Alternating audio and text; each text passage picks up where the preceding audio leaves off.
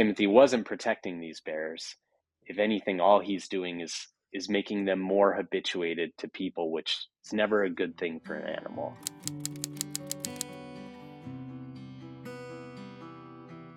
I'm Wes Larson. I am a wildlife biologist. I've specialized in bears, worked with polar bears, black bears, grizzly bears, and sloth bears in India.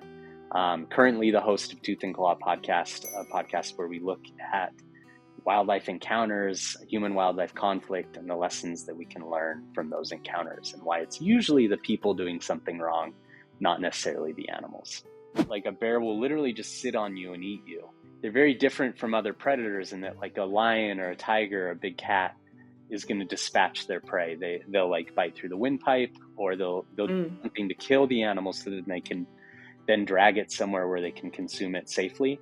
A bear doesn't do that. And so often these people, like Timothy is an example of this, they die by bleeding out.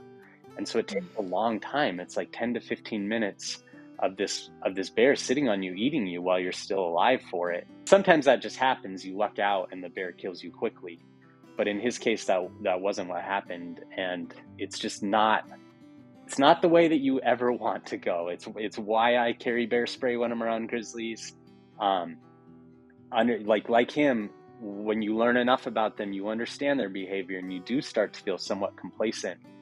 But then if you come across the wrong bear, if you come across a bear that, that 1 in a million bear that is predatory toward humans, or that bear that you happen to surprise and you don't give it the time to decide that you maybe aren't a threat, it doesn't matter how well you understand their behavior at that point. You want a deterrent with you. You need something to stop that interaction.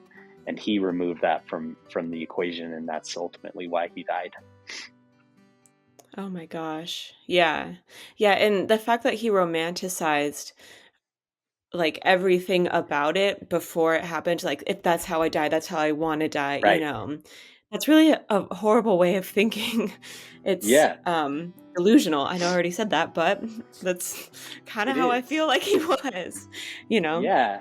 I mean, as I when I started my journey into bear biology, I kind of always thought like, oh, I hope I'm killed by a bear at some point. I hope that's the way I go, because it is this romantic kind of like Yeah. returning to that whole process. And the more I've learned about it, and especially like doing Tooth and Claw and learning about how like terrible of a way this is to go, like that is absolutely not how I want to die.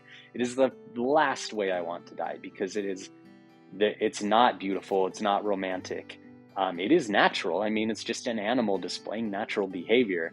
But for that person, it's a bad way to go. Like, it's not something that any of us should ever aspire to.